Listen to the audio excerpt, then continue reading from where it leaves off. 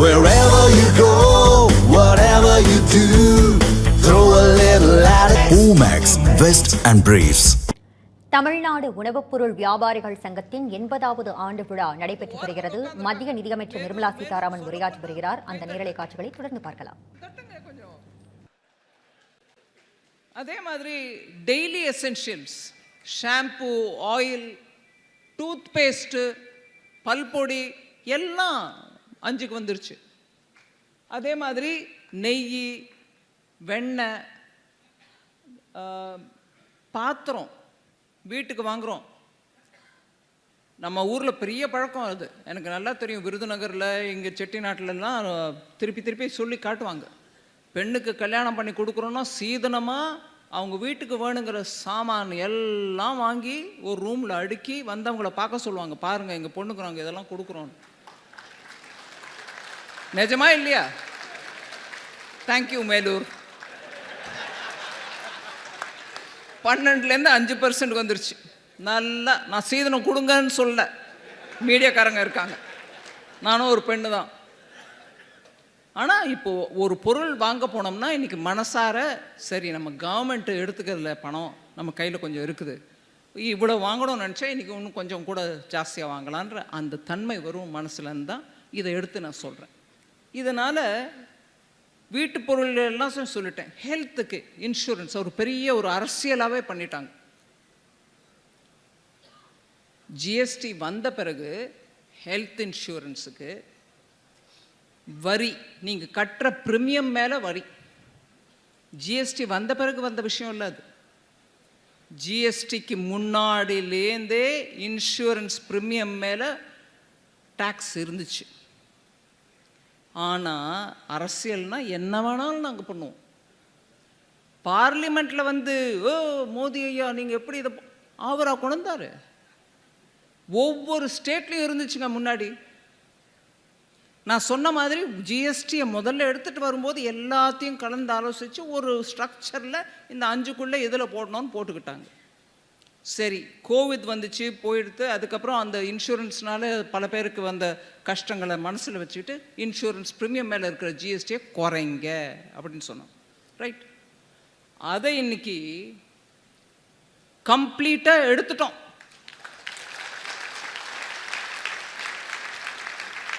So நீங்கள் health insurance இண்டிவிஜுவலாவோ இல்லை உங்கள் குடும்பத்தில் ஃப்ளோட்டர்ன்ற வார்த்தை போடுவாங்க இன்சூரன்ஸ்காரங்க. இங்கே இன்சூரன்ஸ் சம்பந்தப்பட்டவங்க யாராவது இருந்தால் புரிஞ்சுக்குவாங்க. அவங்க எல்லாருக்கும் சேர்த்து போட்டு இன்சூரன்ஸை ரிமூவ் பண்ணிட்டோம், டேக்ஸை. ஸோ இப்படி ஒவ்வொரு ஐட்டமாக நம்ம பார்த்துட்டு போனோம்னா, காரு, நாங்கள் ரொம்ப தமிழ்நாட்டில் மிடில் கிளாஸ் நிறைய பேர் இருக்கீங்க. நம்ம அதை பற்றி பேசுகிறதுல நம்ம கூச்சமே இல்லாமல் சொல்லணும். சின்ன டிவி இருக்குதுன்னா கொஞ்சம் பெரிய டிவி வாங்க ஆசைப்படுறவங்க, தப்பு என்ன? சின்ன கார் இருக்குதுன்னா இன்னும் கொஞ்சம் பெரிய காரை வாங்கலாம்னு நினைக்கிறோம், அதில் தப்பு என்னங்க? அதுக்கெல்லாம் இவ்வளோ வரி போடுறீங்களே. காரு, ஃப்ரிட்ஜு, ஏசி எல்லாம் 28லேருந்து 18க்கு வந்துருச்சு.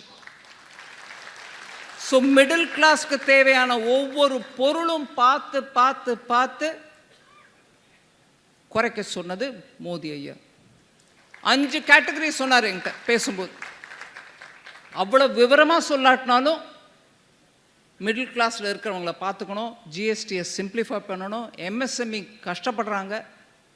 அதனால் அவர் குத்துமதிப்பாக அவர் சொன்னதை கேட்டுட்டு வந்துட்டு நாங்கள் 5 கேட்டகரியை பார்த்தோம். ஏழை குடும்பங்கள், மிடில் கிளாஸ் குடும்பங்கள், அதே மாதிரி ஆஸ்பிரேஷனல் மிடில் கிளாஸ். இப்போ ஆஸ்பிரேஷனல் டிஸ்ட்ரிக்ட்னு போட்டுட்டு நல்ல முன்னேற்றம் அடைந்த டிஸ்ட்ரிக்ட் மாதிரி பின்தங்கி இருக்கக்கூடிய டிஸ்ட்ரிக்டை கூட எடுத்துகிட்டு வரணும்னு அதுக்கு ஆஸ்பிரேஷனல் டிஸ்ட்ரிக்ட்னு பேர் கொடுத்து நம்ம விருதுநகர், ராமநாதபுரம் தமிழ்நாட்டில் ஆஸ்பிரேஷனல் டிஸ்ட்ரிக்ட். மீதி மாவட்டங்கள் போல் அதுவும் நல்லா உயரணும்னு தான் அதுக்கு நல்ல ஒரு அட்டென்ஷன் 4-5 வருஷமாக நானே ஒரு 3 தடவை வந்து ரிவ்யூ எடுத்தேன். அந்த மாதிரி ஆஸ்பிரேஷனல் இப்போ இருக்கிற நிலைமையோட நல்ல நிலைமைக்கு முன்னேறணும்னு கோருவது ஆஸ்பிரேஷனல். ஸோ ஏழை மிடில் கிளாஸ் குடும்பங்கள், ஆஸ்பிரேஷனல் குட்ஸ், அதெல்லாம் தான் அந்த சிமெண்ட்டுக்கு, காரு, ஃப்ரிட்ஜு, இதெல்லாம் அந்த ஆஸ்பிரேஷனல் ஆஸ்பெக்டில். 3வது விவசாயிகளுக்கு பயன்படுத்தக்கூடிய பொருட்கள். இத்தனை நாள் வரைக்கும் ஏன் விவசாயி பயன்படுத்துகிறாருன்னு தெரியாதா உங்களுக்கு? தெரியும். ஒன்று, இந்த சிஸ்டம் ஸ்டேபிள் ஆகணும். 2, விவசாயிகள் பயன்படுத்தக்கூடிய பல பொருட்கள் டியூவல் யூஸ்னுவாங்க. விவசாயி இல்லாதவர்களும் யூஸ் பண்ணுவாங்க அதே பொருளை. உதாரணத்துக்கு ட்ரிப் இரிகேஷனுக்கு போடுற பைப்ஸ் இப்போ வரைக்கும் வேறு யாரெல்லாமோ யூஸ் பண்ணிட்டு இருக்காங்க, இப்போவும் வேறு யாரெல்லாமோ யூஸ் பண்ணுறாங்க. இருந்தாலும் விவசாயிக்கு மனசில் வச்சுக்கிட்டு அவங்களுக்கும் அதை குறைக்கணும்னு விவசாயி பயன்படுத்தக்கூடிய டிராக்டர்லேருந்து இதர கருவிகளுக்கு எல்லாவற்றிற்கும் கூட 5க்கு எடுத்துகிட்டு வந்துட்டோம் tax. It was somewhere at 12. So 3வது கேட்டகரி விவசாயி. 4வது கேட்டகரி MSME, சிறு குறு தொழில். அவங்களுக்கு வேணுங்கிற ரா மெட்டீரியல் ஹை டேக்ஸில் இருக்குது, ஆனால் அவங்க ப்ராடக்ட் 5ல் போகுது, இல்லை லோ டேக்ஸில் போகுது. அதனால் அந்த 12லேருந்து 5க்கு இருக்கக்கூடிய அந்த டிஃப்ரென்ஸை சரி கட்டுறதுக்கு தான் ரீஃபண்டு கொடுக்குறோம். இன்வெர்டட் டியூட்டி ஸ்ட்ரக்சருங்கிறோம். அங்கே ஹையாக இருக்குது, இங்கே லோவாக இருக்குது. அதனால் அவங்களுக்கு முழுமையாக அதை வசூலிக்க போக முடியாமல் இருக்கிறதுனால அதுக்கு நம்ம ரீஃபண்டு கொடுத்து சரி கட்டுறோம். அந்த ரீஃபண்ட் மூலமாக வரக்கூடிய ப்ராப்ளம்ஸும் இருக்குது. ரொம்ப நாள் ஆகுது, பணம் முடங்கி போகுது. ஸோ ஃபைனலாக 4 சொல்லிட்டேன். 5வது, இந்த நாட்டுக்கு முன்னேற்றம் ஃபாஸ்ட் ஆகணும்னா எந்தெந்த செக்டருக்கு நம்ம உதவணும். இந்த மாதிரி ஏற்றுமதியில் இருக்கக்கூடிய தொழில்கள், இல்லை சிறு குறு தொழில்கள். ஏன்னா 40% of our exports, particularly engineering goods பார்த்தீங்கன்னா சிறு குறு தொழில் மூலமாக தான் வருது, MSME மூலமாக தான் வருது. இந்த 5 கேட்டகரியை வச்சுட்டு ஜிஎஸ்டியில் இருக்கக்கூடிய எல்லா பொருளையும் ஒன்றா பார்த்துட்டு எதை குறைக்கணும், எந்த அளவுக்கு குறைக்கணும் அப்படின்ற எக்ஸசைஸ் தான் கடந்த 8 மாதமாக இன்டென்சிவாக நாங்கள் பண்ண எக்ஸசைஸ். 8 மாதத்துக்கு முன்னாடி என்னை பிரதமர் ஐயா கூப்பிட்டு சொன்னார், நீ ஜிஎஸ்டியை ஒரு முறை நல்லா பாரு, சிம்பிளிஃபை பண்ணு. சரிங்க. அதே மாதிரி பட்ஜெட் தயார் பண்ணிக்கிட்டு இருக்கும்போது February மாதம் என்ன அந்த வேலை நடந்துகிட்ருக்கா, ஏன்னா அந்த ஜிஎஸ்டி விஷயம் பட்ஜெட்டில் வராது, அந்த விஷயம் நடந்துகிட்ருக்கார். மே மாதம் அதை முடிச்சுட்டு அவர்கிட்ட போய் சொன்னேன், இந்த மாதிரி ப்ரீஃபாக உங்களுக்கு கொடுக்குற விஷயம். சரி, ஜிஎஸ்டிக்கு எடுத்துகிட்டு போ.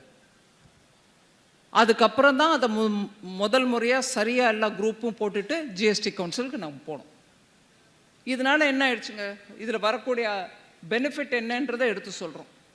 சரி, ரேட்டை மாத்திரம் குறைச்சோமா, 4 இருந்ததை 2 பண்ணோமா, அதோடு நிறுத்தலைங்க. பணம் முடங்கி போயிடுது எங்களுக்கு, நீங்கள் ரீஃபண்ட் கொடுக்கறதுக்குள்ளே ரொம்ப நாள் ஆகுது. இது ஒரு குறை இருந்துட்டு தான் இருந்துச்சு. இப்போது இந்த சிஸ்டம், இப்போ புதுசாக எடுத்துகிட்டு வர சிஸ்டம் மூலமாக 90% ரீஃபண்டு உங்களுக்கு ஆட்டோமேட்டிக்காக கிடச்சிரும். நீங்கள் வெயிட்டே பண்ண வேண்டாம், யார் மூலமாக அப்ளிகேஷன் போட வேண்டாம், ஒன்றுமே இல்லை. உங்களுக்கு வர வேண்டிய ரீஃபண்ட் 100 ரூபான்னா 90 ரூபா ஆட்டோமேட்டிக்காக உங்கள் கைக்கு வந்துடும். 10% தான், 100க்கு 10 ரூபா தான் வச்சு அதில் வேறு ஏதாவது குறை நிறைகள் இருக்கான்னு பார்த்துட்டு அதை அப்புறம் கிளியர் பண்ணுவாங்க. ஸோ உங்கள் பணம் முடக்கம்ன்ற அந்த கவலை இனிமேல் இருக்காது.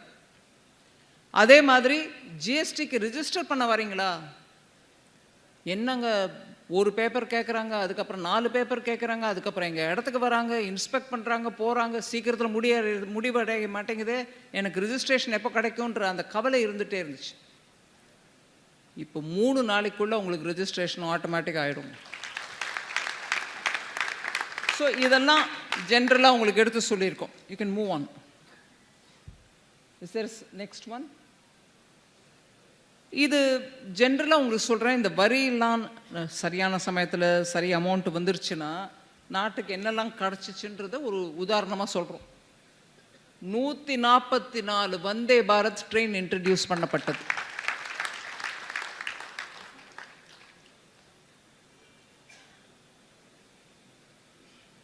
ஏர்போர்ட்ஸ் 10 இருந்துச்சுன்னா இப்போ 20 ஆயிடுச்சு, டபுள் ஆயிடுச்சு நம்பர். அதே மாதிரி 60% நம்பர் இன்க்ரீஸ் ஆகிருக்குது ரோட்வேஸில், ஹைவேஸ் கட்டடம். 25 கோடிக்கு மேலே மக்கள் ஏழ்மையிலிருந்து நீக்கப்பட்டு வெளி கொண்டு வந்திருக்கோம்.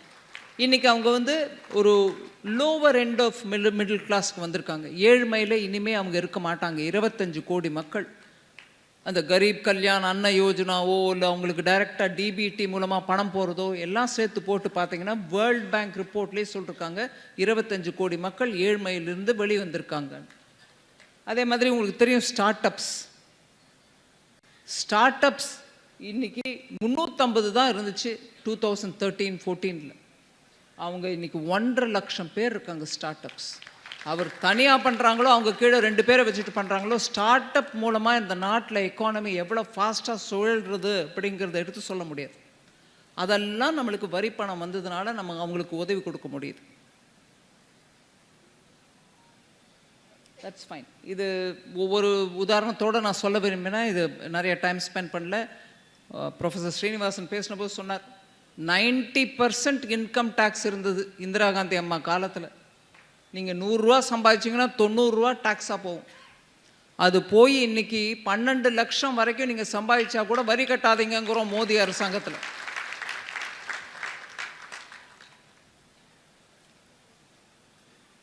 ஐட்டம்ஸ் திருப்பி உங்களுக்கு சொல்கிறேன். யூபி அரசில் 30% டேக்ஸ் இருந்துச்சு சிமெண்ட் மேலே, இன்னைக்கு அது 18% ஆயிருக்கு. TV, fridge, washing machine 30% tax 18%க்கு வந்திருக்கு. காஸ்மெட்டிக்ஸ் 30% 5%க்கு வந்துருச்சு. பெண்களுக்கு ஒரு பெரிய வரப்பிரசாதம். ரெஸ்டாரண்ட்ஸ் 21% இருந்துச்சு, இன்னைக்கு குடும்பத்தோட போய் நல்லபடியாக ஒரு சனி ஞாயிற்றுக்கிழமையோ இல்லை வீட்டில் ஒரு பிறந்த நாளோ போய் நல்லபடியாக வெளியில் சாப்பிடணும்னு போகிறவங்களுக்கு 5% தான் டேக்ஸ். செருப்பு 18% இருந்துச்சு, 5க்கு வந்துருச்சு. சானிட்டரி பேட்ஸ் 0 18%, 13% வரைக்கும் இருந்துச்சு. அது இன்னைக்கு பெண்கள் சுகாதாரம் ஹெல்த் கருதி அதையும் 0க்கு எடுத்துகிட்டு வந்திருக்கோம். சாக்லேட்ஸு அந்த மாதிரி ஒரு லிஸ்ட் இருக்குது. நான் அதில் பெரிய விவரமாக போல. ஃபர்டிலைசர் பற்றி யாரோ பேசினாங்க. 12% இருந்தது ஃபர்டிலைசர், யூரியா, இன்னைக்கு 5%க்கு ஆயிடுச்சு. அதனால் எல்லா ஐட்டமையும் பார்த்து குறைச்சிருக்கோம். இது இங்கே நம்ம இப்போது இந்த தமிழ்நாட்டில் இருக்கக்கூடிய வியாபாரத்தில் இருக்கக்கூடியவங்க பேசுகிறீங்க, இங்கே இருக்கீங்க. நான் ஹைலைட் பண்ண விரும்புகிறேன்.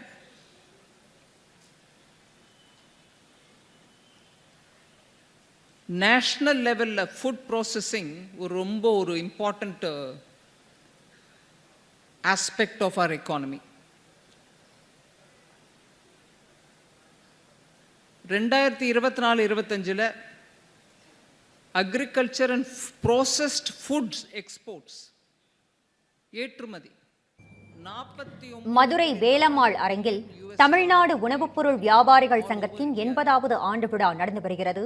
இதில் சிறப்பு விருந்தினராக பங்கேற்றுள்ள மத்திய நிதியமைச்சர் நிர்மலா சீதாராமன் உரையாற்றினார். அந்த நேரலை காட்சிகளை நாம் பார்த்தோம். அப்போது பேசிய அவர், உற்பத்தி செய்யப்படும் உணவின் தரம் குறித்து அனைவரும் பேச வேண்டும் என்று தெரிவித்துள்ளார்.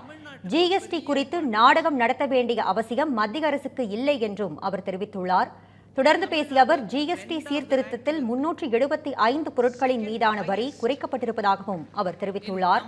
மேலும் ஜிஎஸ்டி வரி ஓர் அடுக்காக மாறவும் வாய்ப்பு உள்ளது என்றும் தெரிவித்துள்ளார். Run to rise Seva Bharati Tamil Nadu நடத்தும் மாபெரும் விழிப்புணர்வு மாரத்தான். சமூகத்திற்கு மாற்றத்தை தரவாரீர். நாள் செப்டம்பர் 21, 2025. இடம் படூர் தையூர் பைபாஸ் சாலை, OMR, Chennai. Wherever you go, whatever you do, throw a little at it. Omax, Vest and Briefs.